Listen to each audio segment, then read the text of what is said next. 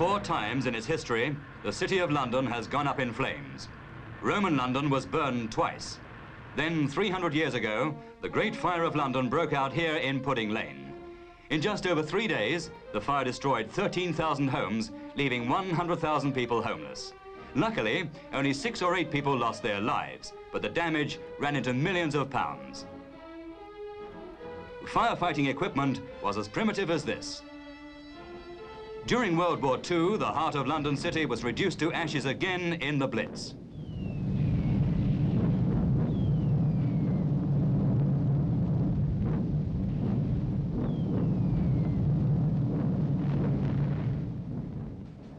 Today, a new and grander city has achieved a new prestige throughout the world. Towering office blocks act as a frame for the historic buildings and create a new skyline. A skyline which symbolizes the way in which Britain has interwoven tradition with the needs of the jet age.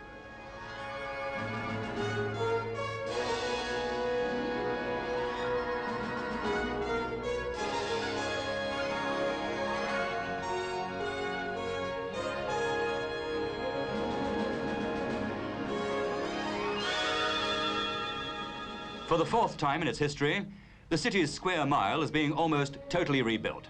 It's planned to rebuild all but 70 of its 677 acres by 1980. At the time of the Great Fire, nearly 250,000 people were living in the city. Today, though 500,000 people work there, the resident population has dropped below 5,000. But the new plan will bring people back to live in the city again. Within the next 10 years, it is hoped to treble its population and also provide social and cultural centres. But could all this again be destroyed by fire?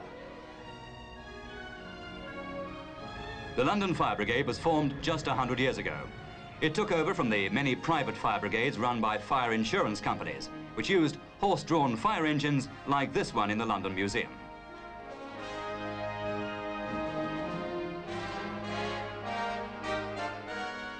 Today, the London Fire Brigade serves 620 square miles of Greater London, with the city's square mile at its heart. Centuries-old Grocers' Hall in Princes Street was recently burnt out. Even 100 years ago, this could have started another great fire of London, but modern appliances stopped the fire spreading. Preventing fires is just as important as fighting them, and the Fire Protection Association advises on both fire prevention and control. And fire insurance surveyors make regular inspections.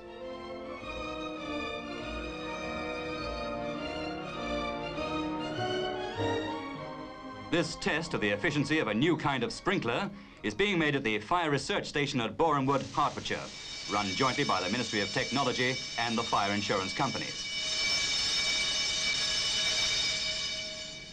More than 800 people in Britain lose their lives every year by fire, and more than £70 million worth of property is destroyed. In this experiment, the effect of wind on the rate at which a fire burns, the deflection of the flames, and the amount of heat radiated from them are measured simultaneously. This enables safe distances between buildings to be determined, so that flying brands and radiated heat from windows do not spread fire across narrow streets, as they did in the Great Fire of London. This room has been set alight to study the effect which its contents and the air that gets in have on the temperatures reached, and how long the fire lasts. It is then possible to decide how much fire resistance is needed in the building.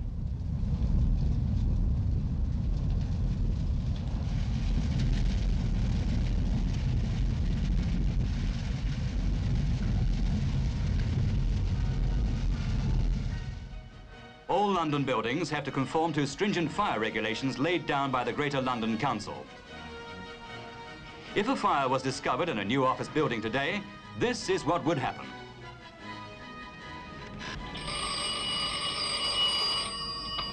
Emergency. There's a fire in the basement. While the fire brigade was on its way, the staff would be leaving the building.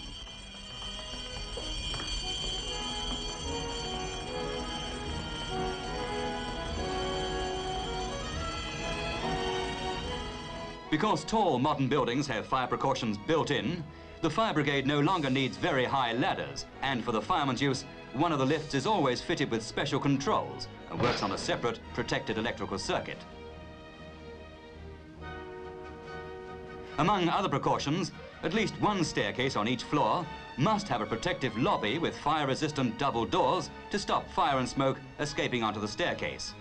Basements, where there is often danger from smoke and fumes as well as fire, must have fire-resisting roller steel doors. The one really big fire risk in the city today is St. Paul's Cathedral because of the timber structure of the dome and the difficulty of reaching it quickly. Once a year, the London Fire Brigade does a dome-to-crypt inspection with the cathedral's own fire officer, Wilfred Cripps. While work on the cathedral continues, the lifts up the scaffolding are available in case of fire, but it's hoped to collect enough money to install a permanent lift inside the cathedral. Firemen and their equipment could then be carried part way up the 365 feet to the top of the Golden Ball, instead of climbing all the 627 stairs. Every day, Mr. Cripps walks more than 5 miles as he inspects the cathedral's 95 fire buckets, 32 fire extinguishers, and 34 hydrants.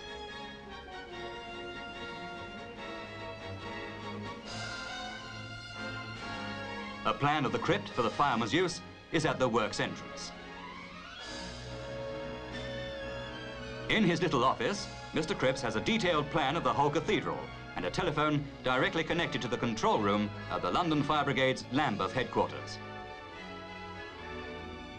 The brigade receives more than 60,000 calls a year, and over half of them come to this control room.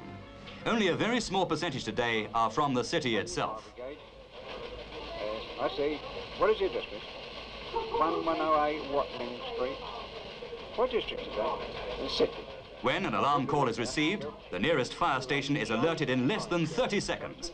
A rotating card index file tells the operators the nearest stations and equipment available. Charlie 25. Pump escape, pump and turntable matters. And a message is flashed on the teleprinter.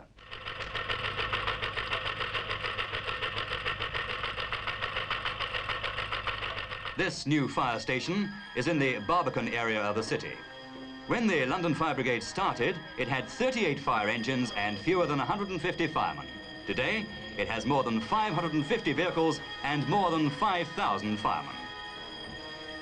Before very long, the familiar sound of the fire bell will be replaced all over Britain by the wail of the continental-style two-tone horn, which some fire engines already have.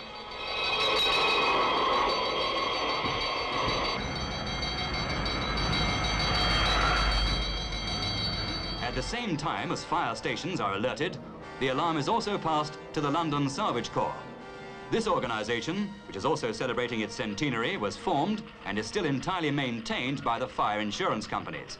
Its job is to attend fires to prevent damage by water and other effects of the fire and firefighting operations.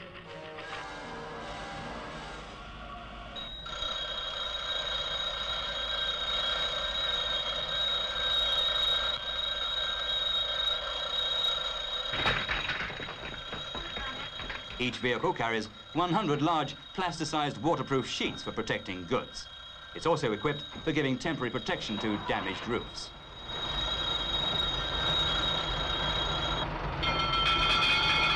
A new city building is the headquarters of the Corps, with its 96 officers and men and 9 salvage tenders. London's fire services are among the most efficient in the world. Today they ensure, to the best of human ability, that a great fire of London can never happen again.